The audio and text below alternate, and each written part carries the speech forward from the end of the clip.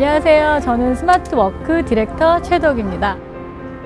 여러분들이 회사에 가서 일을 하실 때 일을 좀 더 효율적이고 또 생산적이고 이렇게 하기 위해서 많은 부분이 변해야 되잖아요. 뭐 제조가 변해야 될 수도 있고 또 제도가 변해야 될 수도 있고 우리가 일하는 환경이 변해야 될 수도 있고요. 그런 부분들이 이렇게 제각각 막 흩어지면 안 되고 하나로 모아주는 역할이 필요한데요.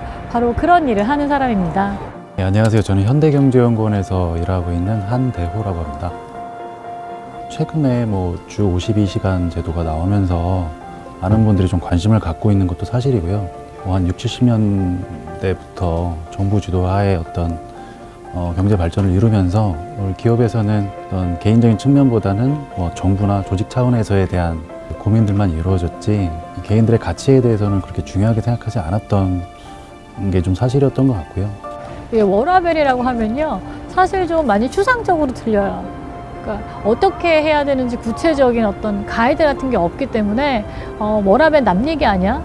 그리고 그거는 뭐 말이나 좋지, 우리는 아직 멀었어, 이런 생각들을 많이 하시잖아요. 그런 워라밸을 실천하기 위해서는 좀 이미 진행하고 있는 나라들의 실제 샘플들, 실제 어떻게 하고 있는지를 보는 게 많이 도움이 되거든요.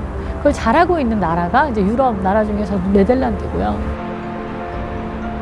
실제 사람들의 삶의 모습들, 그다음에 그 안에서 일어나는 다양한 얘기들을 깊은 인터뷰로 풀어보려고 해요. 이것들을 통해서 아마 보시는 분들이 이게 워라밸이라는 게 굉장히 거창한 지원이 있어야 되는 건 아니구나. 또 우리가 일하는 데 있어서 이런 식으로 워라밸을 실천할 수 있구나 하는 구체적인 가이드라인을 드릴 수 있지 않을까 생각합니다.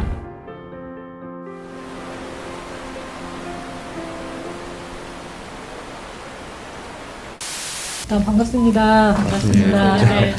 그러니까 일단은 이 만드시는 콘텐츠 자체가 이제 직장인들이나 아니면 회사에 계신 분들이 좀 더 좋은 결과를 내고 더 좋은 직장 생활을 할 수 있도록 하는 내용들인 거잖아요.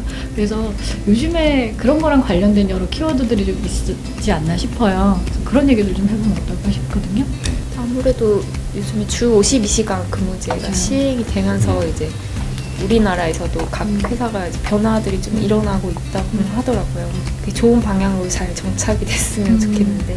맞아요. 그러니까 저희도 이제 교육 쪽에 일을 하다 보니까 다른 것보다도 이제 저희 고객사분들이 그러면 이제 이 바뀐 제도 안에서 어떻게 기존에 하셨던 교육들을 할 수 있을지에 대한 고민들을 많이 하시더라고요. 그래서 강제적으로 시간을 제한하다 보니까 집에 들고 가서 해야 되는 경우도 있고 주말에도 해야 되는 경우가 있어서 오히려 이게 좀 불편하다 이런 또 의견들도 좀 있으시더라고요. 일을 하는 방식이 달라지거나 일하는 프로세스가 달라져서 같은 결과를 내기 위해서 양이 이제 하는 과정이 줄어야 되는데 그게 아니라 시간만 뚝 잘라버리면 이제 그 안에서 한동안은 굉장히 힘든 과정들이 있을 것 같거든요. 네, 그럴 것 같아요. 그러니까 결국 워라밸이라는 것도 시간 문제인 것 같거든요, 저는. 그 시간 안에 우리가 해야 할 일들을 더 잘하는 게 목적인데 저 얘기를 듣다 보면 실제로 경험해보고 싶은 국내에서도 외국계 기업만 가도 문화가 다르다고들 네. 하는데 가장 중요한 건 정말 실제 사례를 보여줘야 되는 네네. 거죠. 저희도 겪으면 더 좋고 그러니까 그 현장을 그럼 그냥 좋을 것 같아요. OECD의 국가들을 대상으로 매년마다 베럴 라이프 인덱스, 베터 라이프 인덱스라는 거를 측정을 해요. 이제 거기에 한 10개 정도 항목이 있어요, 대략. 그 중에 이제 워크 라이프 밸런스 지수가 있거든요. 거기에서 1위를 계속 하는 나라가 독일하고 네덜란드예요. 그 시스템도 잘 돼 있고, 제도적으로도 돼 있고, 이제 인식도 같이 돼 있는 거예요. 직접 보여줘야 이거를 저희도 느껴보고 그러면 네덜란드 워라밸 문화를 한번 저희가 취재를 직접 해보고 저희가 하면서도 떨어져서 이제 계속 커뮤니케이션을 해야 되잖아요. 네. 그 과정에서 저희도 자연스럽게 좀 뭐랄까 리모트 워크라든지 그다음에 어떤 그런 효율적인 일하기 방법들을 같이 체험해 볼 수 있지 않을까, 연습해 본다는 말이 더 네. 맞겠다.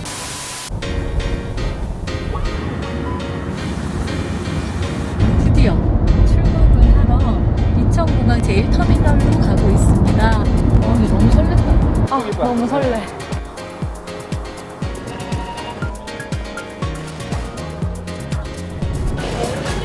자 저 이제 왔어요. 드디어 유럽에 왔어요. 갑니다. 고고!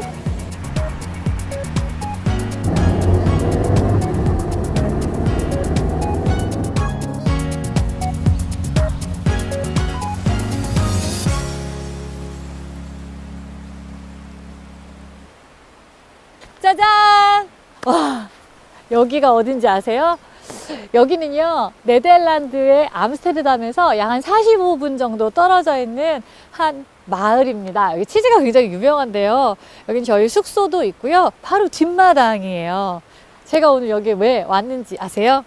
제가 오늘 일주일 동안 네덜란드에서 이 워라벨, 워크라이프 밸런스를 잘 맞추고 있는 조지 개인, 여러분들을 찾아가서 그 이야기를 직접 생생하게 들어보려고 합니다.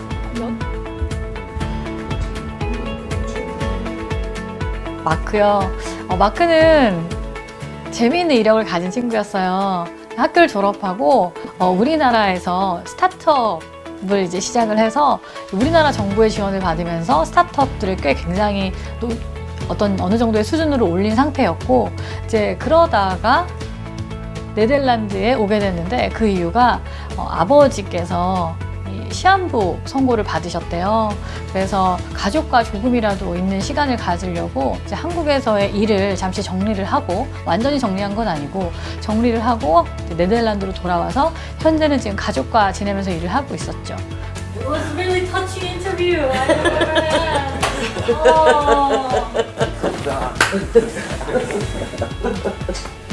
우리가 보통은 굉장히 많은 돈을 쓰고 특별한 시간을 막 내야만, 많은 시간을 내야만 자기만을 위한 시간을 확보할 수 있다고 생각하잖아요. 근데 마르코의 경우는 전혀 그렇지 않았던 것 같아요. 오히려 자신의 집을 나서면 있는 자연들, 그리고 업무 환경, 군데군데 있는 그런 자연 속에서 독서라든가 명상이라든가 달리기라든가 또 네덜란드의 흔한 자전거, 이런 일상에서의 자연을 접하는 그 시간들을 통해서 자기 자신에게 집중할 수 있는 어떤 연습들을 계속 해나가고 있었던 것 같아요.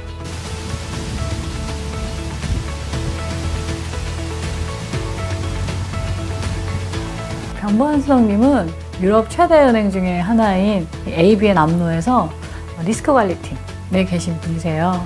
네덜란드 사람들뿐만 아니라 굉장히 다양한 나라에서 온 사람들로 구성이 되어 있어서 영어로 또 실제로 일을 하시더라고요. ABN 암로의 이제 여러 공간적인 부분들도 구석구석 보여주셨고요. 또 어떻게 이 안에 있는 사람들이 일을 하는지, 또 어떻게 이 ABN 암로가 우리나라에서 생각하는 그런 은행의 전형적인 모습과는 달리 굉장히 수평적이고 또 혁신적인 모습들을 갖출 수 있었는지를 알 수 있었어요. 한 90여 개 이상의 내셔널리티가 우리 은행에 근무를 하고 있다고 얘기를 했거든요. 엄청나죠? 아이가 아빠가 왔을 때 보통 부모님들이 오면은, 특히나 아빠가 오면은 엄마랑은 다르게 좀 눈치를 본다거나 약간은 어색해할 수도 있잖아요. 근데 평소에 에버트가 많이 아이와 놀아줬다는 게 정말 한눈에 보일 만큼 이 아이가 너무 편안해하고 친근하고 행복해하는 모습이 굉장히 인상적이었어요. 그래서 특히나 아이가 잘 때 아빠가 옆에서 이제 책을 읽어주니까 아이가 그걸 같이 따라서 읽고 해주는 모습이 글쎄 뭐랄까요? 정말 아이에게 아빠의 사랑이라는 게 엄마의 사랑만큼 그거와는 비교할 수 없는 어떤 다른 색깔로 아주 중요하구나라는 생각을 굉장히 할 수 있었어요.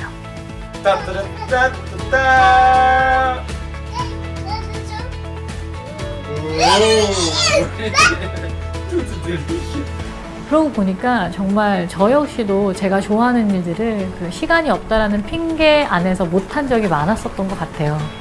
내가 좋아하는 일들을 할 수 있는 시간이 이미 충분히 있었던 건 아닐까라는 생각이 들었어요.